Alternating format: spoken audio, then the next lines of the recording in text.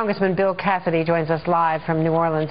He serves on the Energy and Commerce Committee. He fought the administration's efforts to lift the drilling moratorium and talked mostly about the jobs. Congressman, thanks so much for joining us.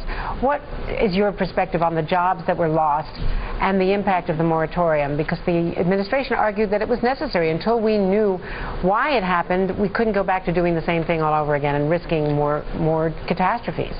Andrea, your previous correspondent mentioned that the ecologic impact has, doing remarkably well, surprisingly well, but the economic impact is that which persists.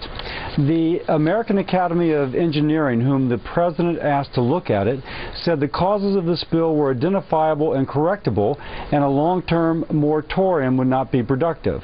Now, these are the President's hand-picked engineers. Since then, the administration has said there's probably at least 10,000 jobs lost. Other estimates are nationwide as many as 36,000 jobs lost because of the moratorium and the slowdown of permitting afterwards. Finally, President Clinton said recently that he sees no reason for the continued slowdown in permitting.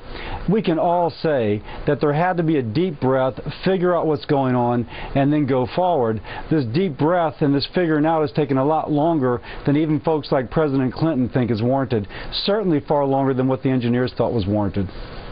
I wanted to ask you about the payouts to the people down there, to the fishermen, to the companies that have been affected.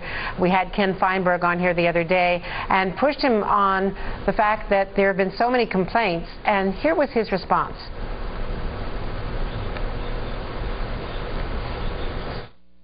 Bad things happen to good people every day in this country. Tornadoes over the weekend.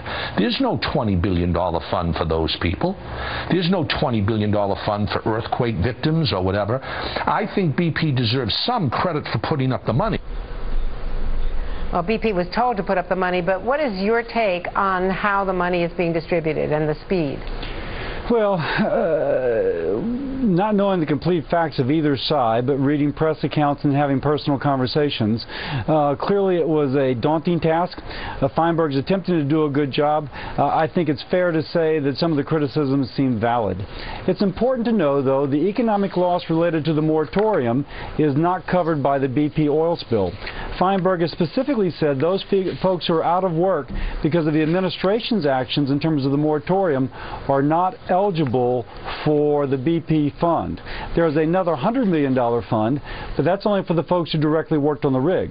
If you had a small grocery store that supplied groceries to those on the rig, and that you're not selling those groceries anymore, you don't qualify for reimbursement from anybody. So there's the act of BP, for which the $20 billion fund covers. There's the act of the administration in slowing things down when the engineers said you didn't have to. There's no coverage for those small business people and the people whom they employ. They're the ones who are really suffering now. Congressman Cassidy, thanks so much for joining us.